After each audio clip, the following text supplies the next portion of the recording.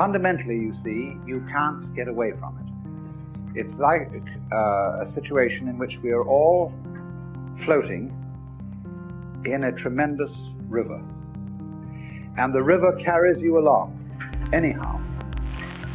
Now, some of the people in the river are swimming against it, but they're still being carried along. Others have learned that the art of the thing is to swim with it. And they're carried along too. But they know it, you see. They know they're carried along, whereas the people who are swimming against it think they're going in the opposite direction. But they're not really. So that was the sort of discussion we were having this morning, when I find invariably, whenever I talk about these things, Americans raise moral issues because we are a people incredibly bamboozled by preachers. And so this always comes up. Bamboozled. Preachers. Yes. And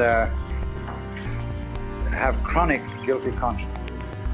So those questions are always raised. But this, you see, explains part of this situation. That you have to flow with the river. There is no other way. But that you can swim against it and pretend not to be flowing with it, but you still are.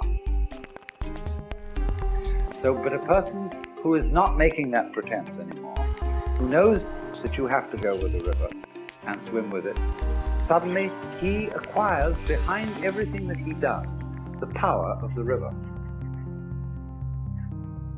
The person swimming against the river, you see, does not by his action express the force of the river. The person swimming with it, he goes along and he has that whole river behind him, but he's subtly directing it, because you can change direction in the course of the river. You can go to the left or to the right, as a ship can use a rudder and still go along with the current, or more skillful still, as a sailboat can tack. Because when a sailboat tacks and goes in a direction contrary to the wind, it still is using the wind to blow it along. Now that is the most highly skillful art of all. That is Taoism in perfection, the art of sailing. Very intelligent. I remember once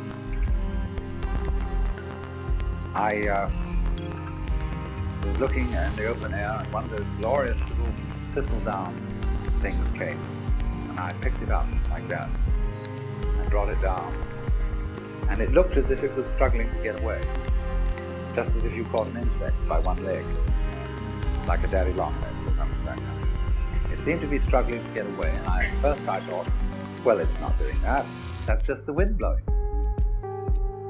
Then I thought again, really? Only the wind blowing? Surely it is the structure of this thing which, in cooperation with the existence of wind, enables it to move like an animal, but using the wind's effort, not its own.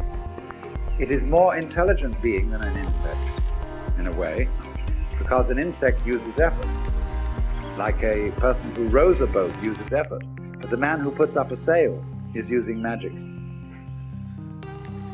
He lets nature do it for him with the intelligence to use a sail, see? So in just this way, the meaning of De is that kind of intelligence which, without your using very much effort, gets everything to cooperate with you.